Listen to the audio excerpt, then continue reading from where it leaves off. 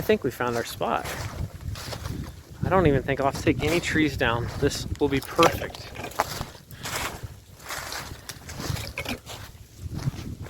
This is perfect. So this little section right here is pretty clear. I mean, it's not perfectly level, but right here actually is relatively level. It almost looks like this used to be a road or a trail. So I think we're gonna go and scrape some of this, these little trees that are growing, these saplings right here, scrape those out, get it nice and level, and then we'll make a nice little gravel path back here. I think this is great. There's not a ton of trees, so we actually might even get a little bit of sunlight in here if we decide that we want to use some solar panels for some stuff. But we're only maybe 200 feet from the house right there. So we're probably just gonna run a big long extension cord for now this year, because we do have a couple pumps. There's some electric. We'll have some lights running, of course, when we're running at night, but there'll be a high pressure pump for the reverse osmosis. There's another low pressure pump that feeds the reverse osmosis. And then we're gonna have a vacuum pump this year, a diaphragm vacuum pump. There's maybe 300 to 400 watts with all three of those motors running. So we'll just run an extension cord because we won't be able to do that off a few solar panels. Not to mention we have 10,000 watts of solar panels right there. So I'm gonna go ahead and bring the tractor down here and clear this out a little bit, get it good and level, get all these saplings cleared off, and then we'll get some gravel. I'm actually really excited about this. I think this is gonna be the perfect spot for our sugar shack. And then we can probably just set our tanks maybe right in here somewhere. So first thing I got to do, we've got some, there's not really a great path to get in here. There's trees down everywhere. I'm gonna go ahead and push this little pile of logs out of the way. If those are good, we might cut those up and those can actually go into our evaporator. So let me get started by pushing that stuff.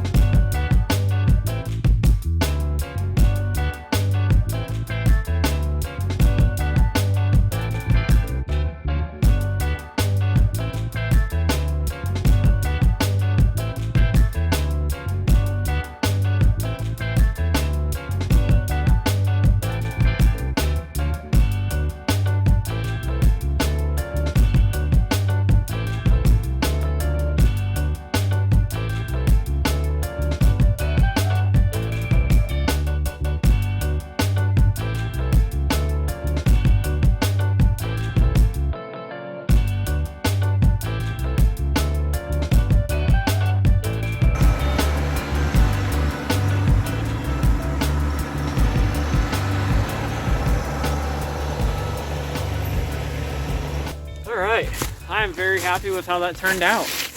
There wasn't a whole lot of grade change that we really had to do. It was actually pretty level in here. There's a couple low spots right here where I dug a little bit too deep getting these saplings out of here, but I'd rather have the saplings out. This will all be gravel eventually anyway, and I can fill in that little low spot. When we build the actual sugar shack, I don't know if you can tell in the video, but just over that hillside, just past this big tree here, it goes down 4 or 5 feet into a small creek. It barely ever has water in it, except for when it's like wet season in the spring. But I think what we'll do is probably I'll sink posts in the ground closer to the creek, and then the sugar shack will actually be like elevated, kind of over the edge of the creek a little bit. That way I have enough room to build it, and then we still have plenty of room here for bringing the tractor down, the side-by-side, whatever. We can have like a little driveway here just to give us some more room. Maybe we need to bring the maple tanks, the sap tanks a little bit closer. We can set them down right here. But I am super excited to have a flat place to work. I think we don't have quite enough gravel to do this whole thing. I think this is going to take probably about 10-ton load, which is about $225 around here. In a week or two, we'll probably have a load delivered, and I'll haul it back here in the Workman and dump it. That'll give us a real nice area to be able to work. I think what I'm going to do next is grab the sugar shack. I think I can pick it up with the forks. If I put the forks on here, I think this thing should be strong enough to actually pick it up. And then I can just drive the entire sugar shack back here.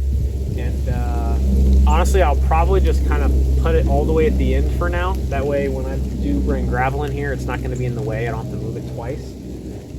And then I'll go ahead and get it all set up. Eventually, for this year, the little sugar shack that we do have, I'll probably put it pretty much right in line with like the way the tractor is sitting. That way the opening is facing us. Due west is pretty much directly that direction. And that's usually where most of our rain and bad weather comes from.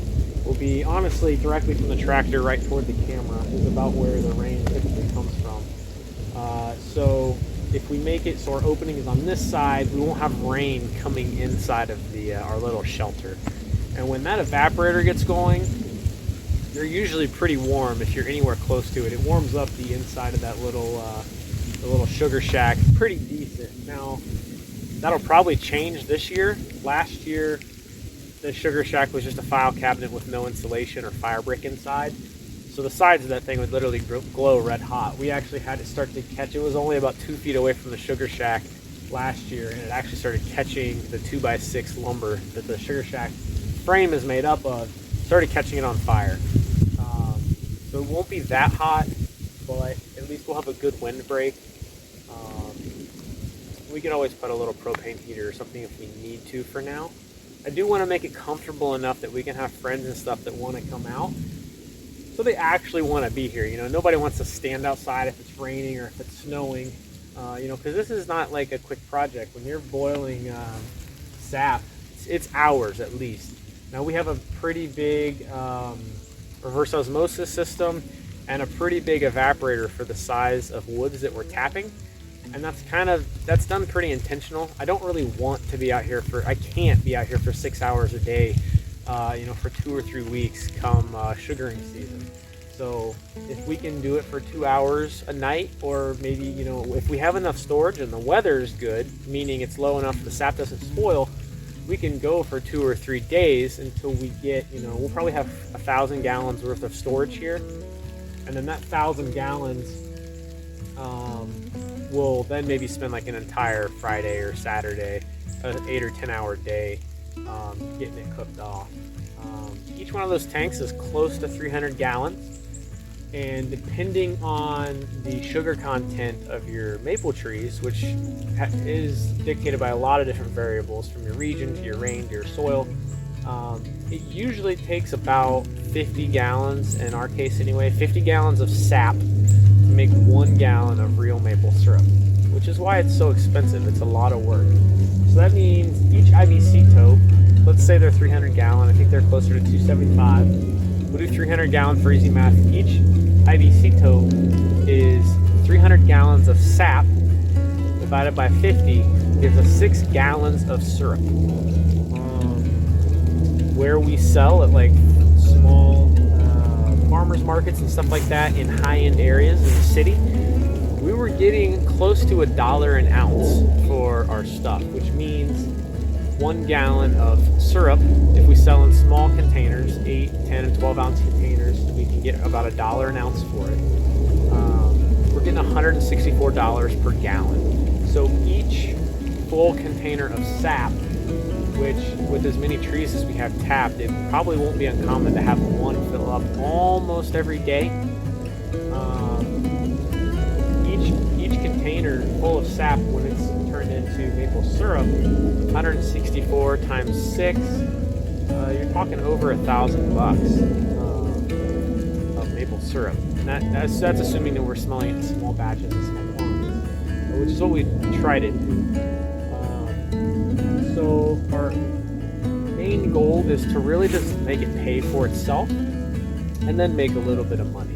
So in the last couple years, we've probably spent $300 to $500 each year on equipment, mostly like bottles and the lines, and then some stainless steel where we made our pan and stuff like that. This year, we're probably going to have closer to $1,200 or $1,300 in new equipment, but that's including building an entire new sugaring arch, a larger one, from scratch. Granted, I am doing that myself, so that saves a lot of money, but we still probably have $500 between the insulation, the fire brick, some stainless for the flue pipe and the pan. We'll have $500 or $600 in that. And then the reverse osmosis system, we'll have another $400 or $500, and just miscellaneous fittings. The filter itself is about $300. So we'll have $1,200, $1,300 in it this year. But if we can have 300 gallons of sap and we can sell it, that will literally pay for everything we have purchased this year. 2 years ago, we sold about 3 gallons of syrup, 2 to 3 gallons, and we made about $400 on that, which was awesome. So that pretty much is paid. We're almost at a break even at this point. We're definitely not making money hourly doing it, but it's something that's cool to do. We want to be able to show our kids to do it. We'd love to have friends and family come and learn how to do it, because it's kind of a lost art that, you know, a lot of people used to do when they had maple trees in their woods. And anybody can do it, even on a small scale. You can go buy a tap set for $20 on Amazon that'll give you 6 or 10 taps, and you can just hang some milk jugs on some maple trees in your yard. And you could even, I wouldn't recommend doing it in your kitchen, but you could. A lot of people do it in their kitchen for the first time. They only do it once because all of the steam coming off still has a little bit of residual sugar, and everything in your entire house, or at least your kitchen, will be covered in a sticky film. So I'd suggest getting like a turkey deep fryer. Throw your sap right in that pan. It's going to take a while, but for a cool little project for a weekend with your family, something that you could do that's super cool and can be very educational if you're teaching it to your kids. So we enjoy it. We hope to make a little bit of money, at least enough to break even, and we love having our own homemade fresh maple syrup in the cabinet. Thanks for watching, guys. Follow along to see our next upcoming videos, where we will actually be building a brand new sugar shack and actually building out our reverse osmosis system, our evaporator, the whole works. You're going to see this whole build from the ground up. Subscribe, like, and we'll see you next time.